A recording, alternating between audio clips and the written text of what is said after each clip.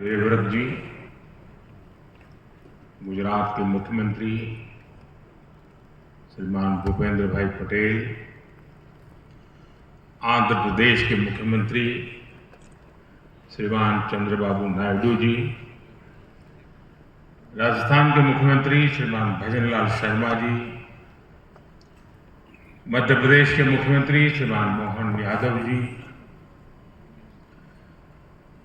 छत्तीसगढ़ के मुख्यमंत्री जी भी यहाँ देख रहा हूं मैं, गोवा के मुख्यमंत्री दिखाई दे रहे हैं और कई राज्यों के ऊर्जा मंत्री भी मुझे नजर आ रहे हैं। उसी प्रकार से विदेश के मेहमान, जर्मनी के इकोनॉमिक कोऑपरेशन मिनिस्टर, डेनमार्क के इंडस्ट्री बिजनेस मिनिस्टर, मंत्रिमंडल के मेरे साथी प्रहलाद जोशी, श्रीपद नायक जी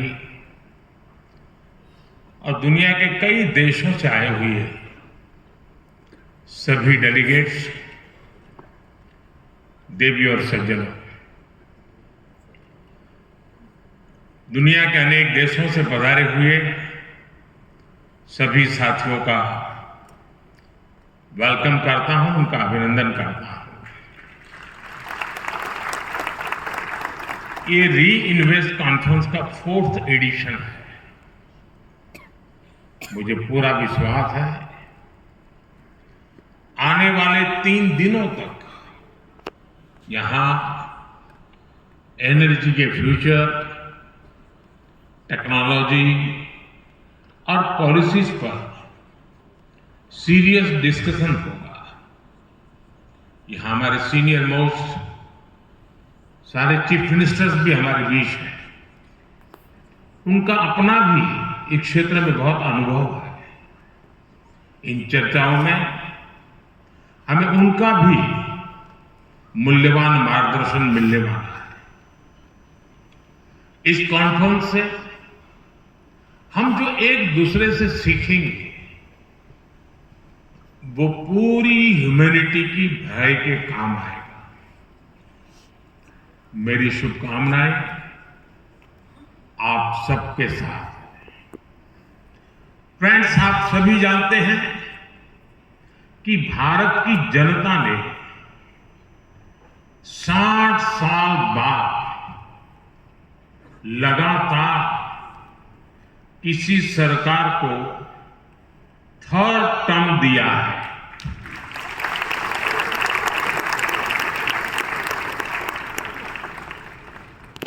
हमारी सरकार को मिले 3rd टर्म के पीछे भारत की बहुत बड़ी एस्पिरेशंस है।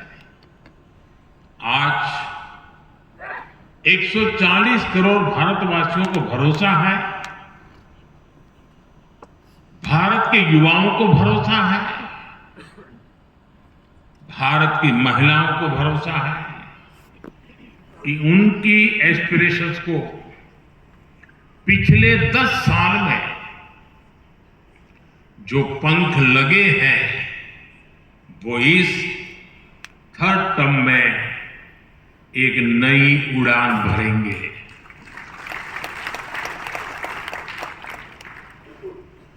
देश के गरीब, दलित, पीड़ित, शोषित, वंचित को भरोसा है कि हमारा 3rd टर्म उसके गरिमापूर्ण जीवन जीने की गारंटी बनेगा।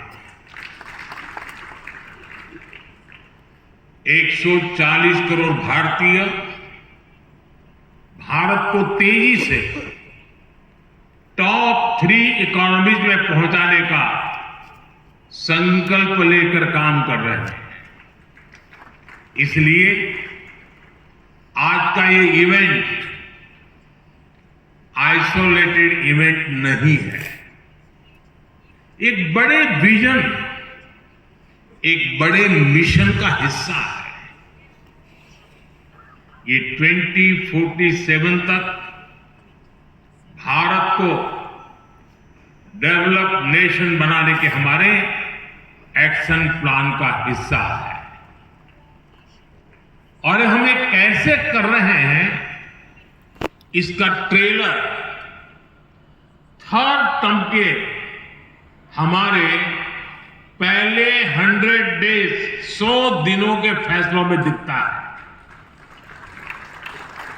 फ्रेंड, फर्स्ट 100 डेज में हमारी प्रायोरिटीज भी दिखती हैं, हमारी स्पीड और स्केल का भी एक रिफ्लेक्शन मिलता है।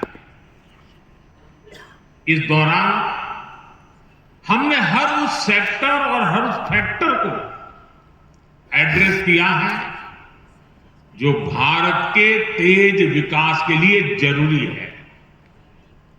इन 100 दिनों में फिजिकल और सोशल इंफ्रास्ट्रक्चर के विस्तार के लिए अनेक महत्वपूर्ण फैसले लिए गए। हमारे विदेशी अतिथियों को ये जानकर हैरानी होगी कि भारत में हम 700 मिलियन यानी 7 करोड़ घर बना रहे हैं। ये दुनिया के कई देशों की आबादी से भी ज्यादा है। सरकार के पिछले 2 टर्म में हमने इसमें से 400 मिलियन यानी 4 करोड़ घर बना चुके, और तीसरे टर्म में हमारी सरकार ने 300 मिलियन यानी 3 करोड़ नए घर बनाने का काम शुरू भी कर दिया। बीते 100 दिनों में भारत में 12 नए इंडस्ट्रियल सिटीज बनाने का फैसला किया गया।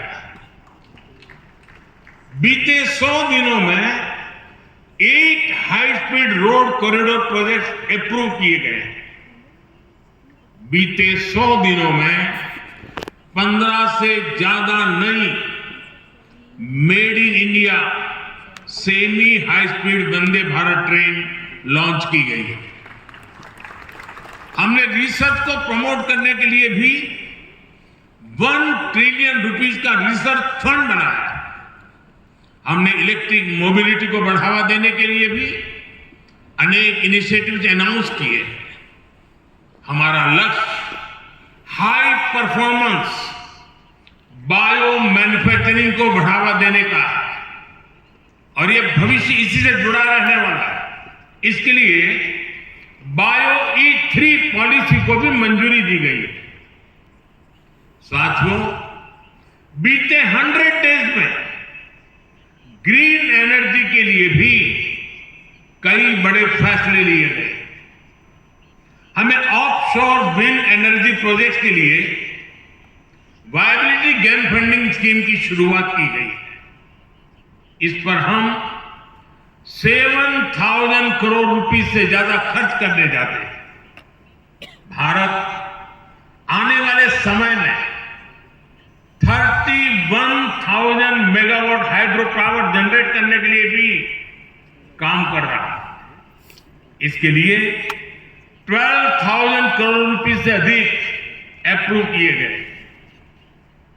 साथियों, भारत की डायवर्सिटी, भारत की स्केल, भारत की कैपेसिटी, भारत का पोटेंशियल, भारत की परफॉर्मेंस, ये सब यूनिक है। इसलिए मैं कहता हूं, Indian solutions for global application. इस बात को दुनिया भी भली भांति समझ रही है। आज भारतीयों को ही नहीं बल्कि पूरी दुनिया को लगता है कि भारत 21st सेंचुरी की बेस्ट बेट है। आप देखिए, इस महीने की शुरुआत में ही ग्लोबल फिनटेक फेस्ट का आयोजन हुआ। इसके बाद फर्स्ट सोलर इंटरनेशनल फेस्टिवल में दुनिया भर से लोग शामिल हुए। फिर ग्लोबल सेमीकंडक्टर समिट में दुनिया के कोने कोने से लोग भारत आए।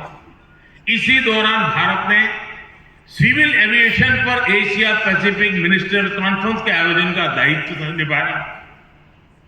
और अब आज यहां हम ग्रीन एनर्जी के फ्यूचर पर चर्चा के लिए जुटे हैं। फ्रेंड्स, मेरे लिए ये बहुत सुखद संयोग है कि गुजरात की जिस धरती पर श्वेत क्रांति, मिल्क रिवॉल्यूशन का उदय हुआ, जिस धरती पर मधु क्रांति, स्वीट रिवॉल्यूशन, शहद का काम, उसका उदय हुआ, जिस धरती पर सूर्य क्रांति, सोलर रिवॉल्यूशन का उदय हुआ, वहां ये भव्य आयोजन हो रहा है। गुजरात भारत का वो राज्य है जिसने भारत में सबसे पहले अपनी सोलर पावर पॉलिसी बनाई थी। पहले गुजरात में पॉलिसी बनी, इसके बाद हम नेशनल लेवल पर आगे बढ़े। दुनिया में, जैसा अभी भूपेंद्र भाई ने बताया, क्लाइमेट के लिए अलग से मिनिस्ट्री बनाने वालों में भी गुजरात बहुत आगे था। जिस समय भारत में सोलर पावर की बहुत चर्चा भी नहीं थी, गुजरात में सैकड़ों मेगावाट के सोलर प्लांट लग रहे थे। साथियों, आपने भी देखा होगा, ये जो वेन्यू है, इसका नाम महात्मा गांधी के नाम पर है, महात्मा मंदिर। जब दुनिया में क्लाइमेट चैलेंज का विषय उभरा भी नहीं था, तब महात्मा गांधी ने दुनिया को सचेत किया था। और महात्मा गांधी का जीवन देखेंगे तो मिनिमम कार्बन फुटप्रिंट वाला जीवन था। वो प्रकृति के प्रेम को जीते थे और उन्होंने कहा था, धरती के पास हमारी नीड को पूरा करने के लिए पर्याप्त रिसोर्सेज हैं, लेकिन ग्रीड को पूरा नहीं किया जा सकता। महात्मा गांधी का ये विजन भारत की महान परंपरा से निकला है। हमारे लिए ग्रीन फ्यूचर, नेट जीरो, ये कोई फैंसी वर्ड्स नहीं है। ये भारत की जरूरत है, ये भारत का कमिटमेंट है, भारत की हर राज्य सरकार का कमिटमेंट है। एक डेवलपिंग इकोनॉमी के नाते हमारे पास भी इन कमिटमेंट से बाहर रहने का जायज बहाना था। हम दुनिया को कह सकते थे कि विश्व को तबाह करने में हमारी कोई भूमिका नहीं है, लेकिन हमने ऐसा कर हाथ ऊपर नहीं किए। हम मानव जात के उज्जवल भविष्य की चिंता करने वाले लोग थे, और इसलिए हमने दुनिया को राह दिखे उस प्रकार से जिम्मेवारी के साथ अनगिनत कदम उठाए। आज का भारत सिर्फ आज का नहीं, बल्कि आने वाले 1000 साल का बेस तैयार कर रहा है। हमारा मकसद सिर्फ टॉप पर पहुंचना ही नहीं है, हमारी तैयारी टॉप पर सस्टेन करने की है। भारत इस बात को भली भांति जानता है। हमारी एनर्जी नीड्स क्या है, भारत जानता है। 2047 तक डेवलप्ड नेशन बनाने के लिए हमारी रिक्वायरमेंट्स क्या है, और हम ये भी जानते हैं कि हमारे पास अपने ऑयल और गैस के भंडार नहीं है। हम एनर्जी इंडिपेंडेंट नहीं है, और इसलिए हमने solar power, wind power, nuclear और हाइड्रो पावर के दम पर अपने फ्यूचर को बिल्ड करने का फैसला लिया है। फ्रेंड्स, भारत G20 में पहला ऐसा देश है जिसने पेरिस में तय क्लाइमेट कमिटमेंट्स को डेडलाइन से 9 साल पहले अचीव कर लिया, 9 साल पहले पूरा कर दिया। और G20 देशों के समूह में हम अकेले हैं जिसने करके दिखाया है। जो डेवलप नेशन नहीं कर पाए, वो एक डेवलपिंग नेशन ने दुनिया को करके दिखाया है।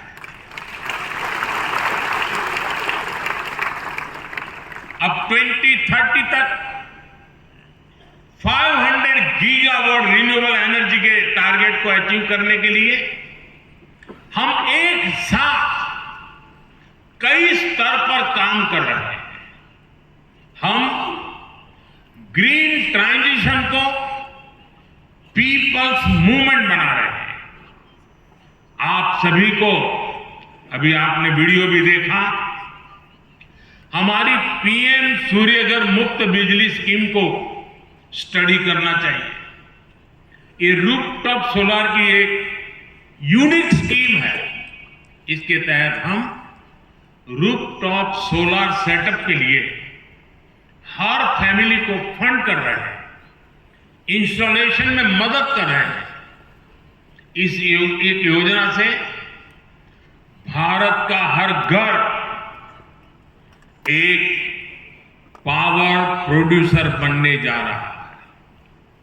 अब तक 13 मिलियन यानी 1,30,00,000 से ज्यादा फैमिली इसमें रजिस्टर कर चुकी है।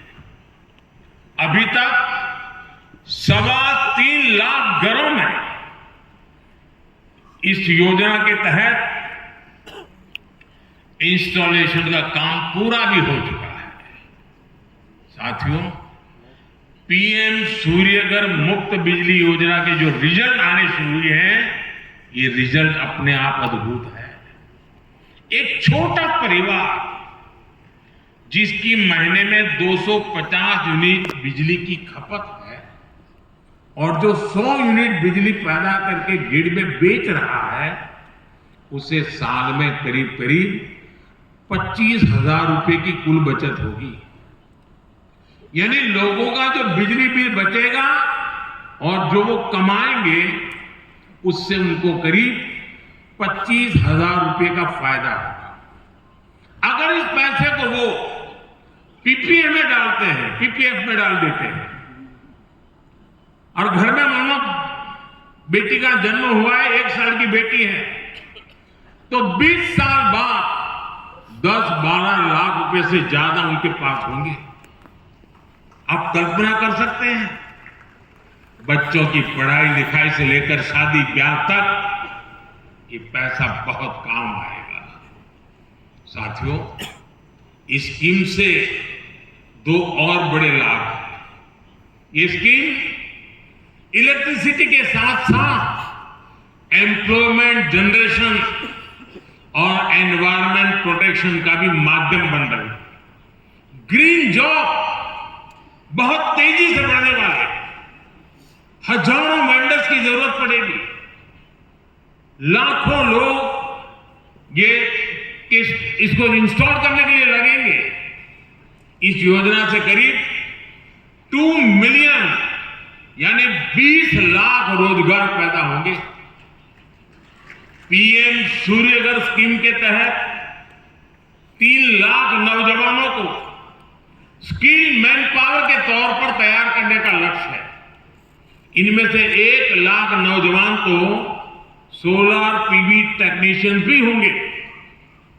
इसके अलावा हर 3 किलोवाट सोलर बिजली पैदा कर रहे 50-60 टन कार्बन डाइऑक्साइड का एमिशन भी रुकेगा।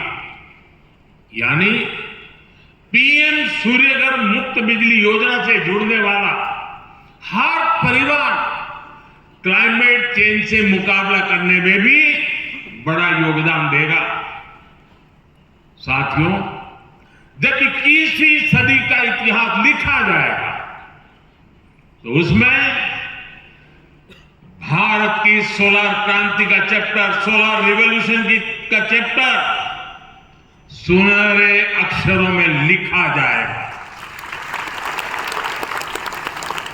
साथियों, जो विदेश के मेहमान आए हैं, मैं उनको कहूंगा, यहां से 100 किलोमीटर की दूरी पर ही एक बहुत खास गांव है, मोढेरा।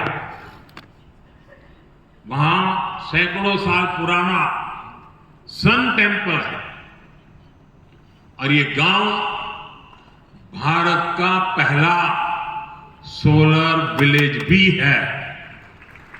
यानी इस गांव की सारी जरूरतें सोलर पावर से पूरी होती है। आज देश भर में ऐसे अनेक गांवों को सोलर विलेज बनाने का अभियान चल रहा है।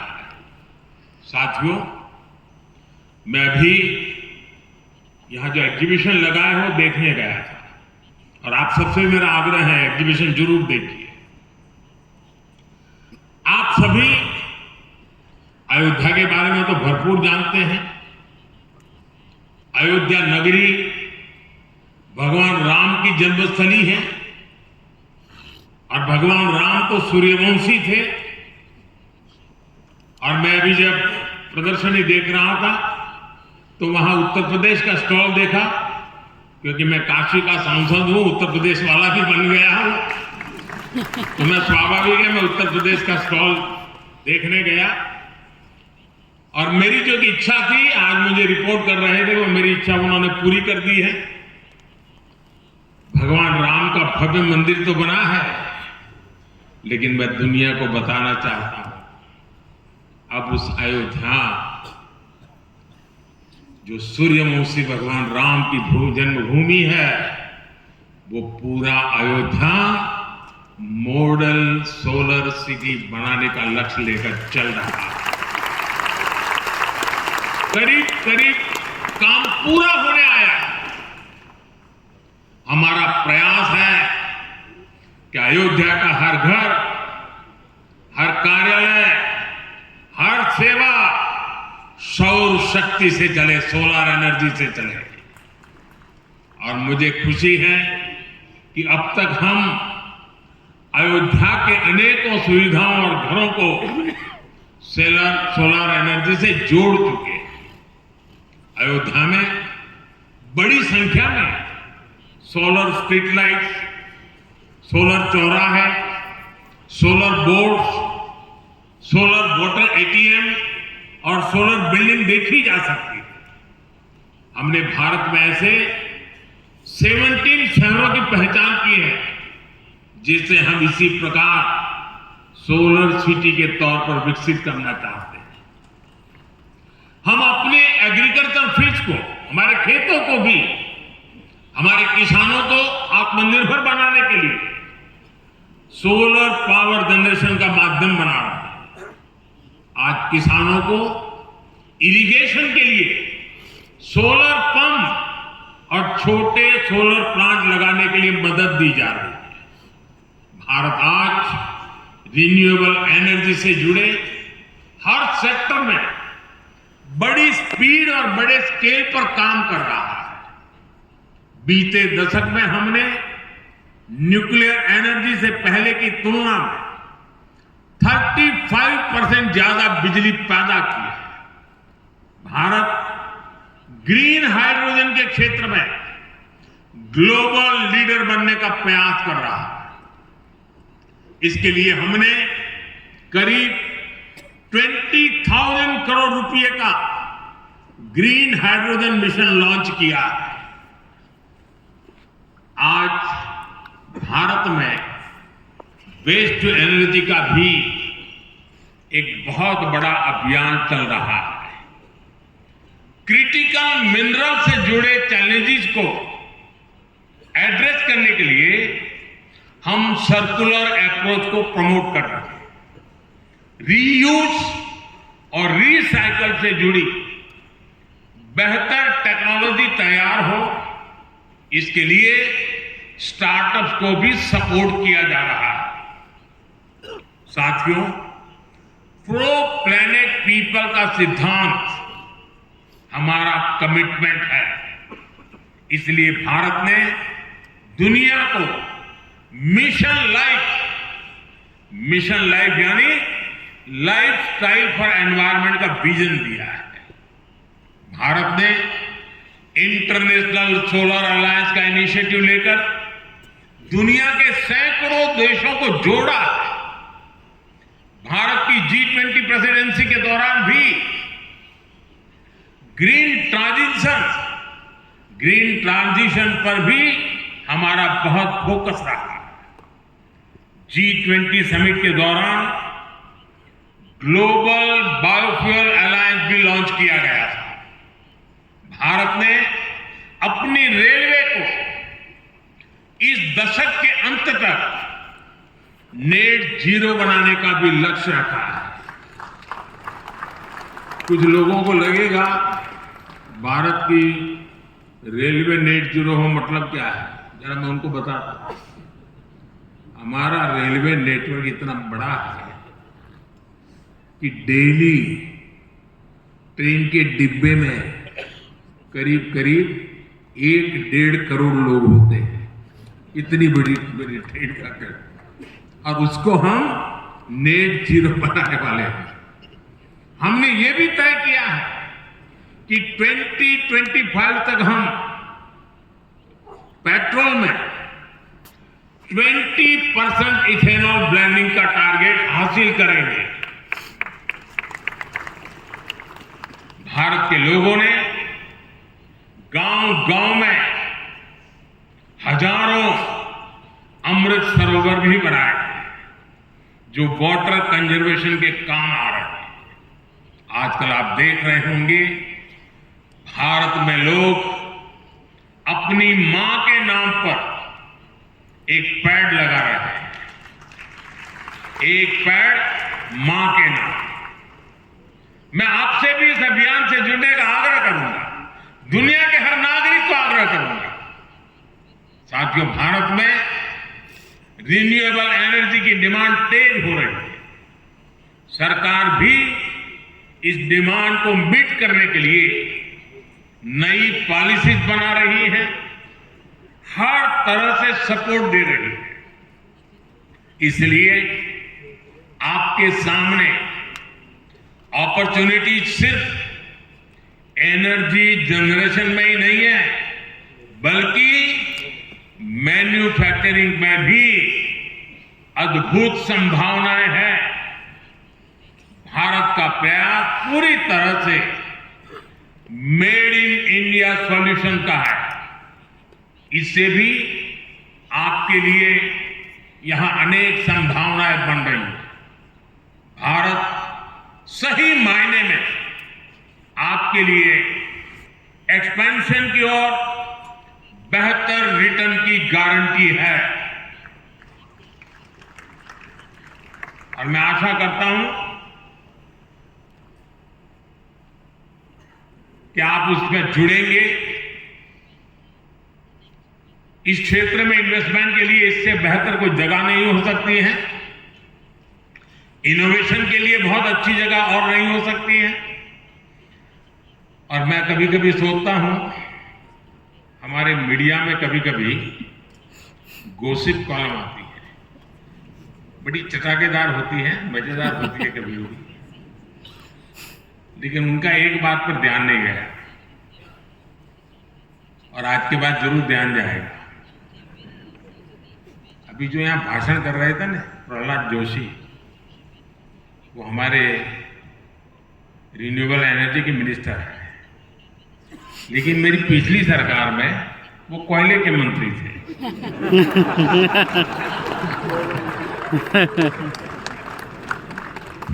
तो देखिए, मेरा मंत्री भी कोयले से रिन्यूएबल एनर्जी की तरफ चला गया।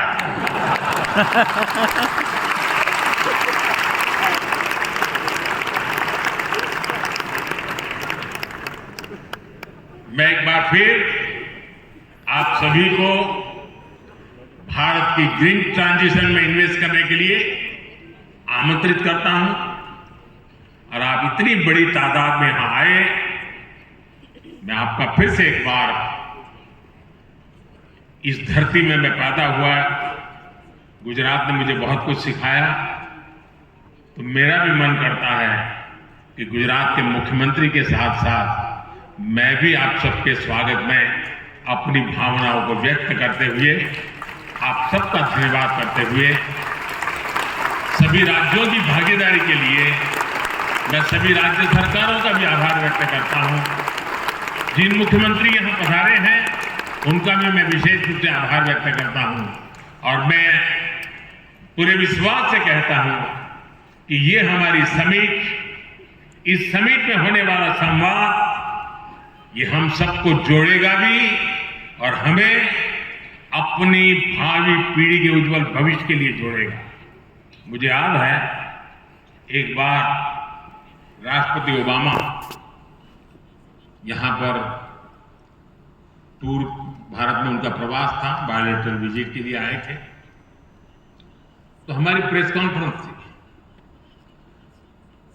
दिल्ली में। तो किसी पत्रकार महोदय ने पूछा, क्योंकि उस समय चल रहा था, लोग भांति भांति ये सारे आंकड़े घोषित करते रहते, ये करेंगे वो करेंगे, तो उन्होंने मुझे पूछा कि दुनिया में भांति भांति के देश बड़े बड़े टारगेट तय कर रहे हैं, क्या इसका दबाव है क्या आपके मन पर? और मैंने उस दिन जवाब दिया था मीडिया को, ये मोदी है।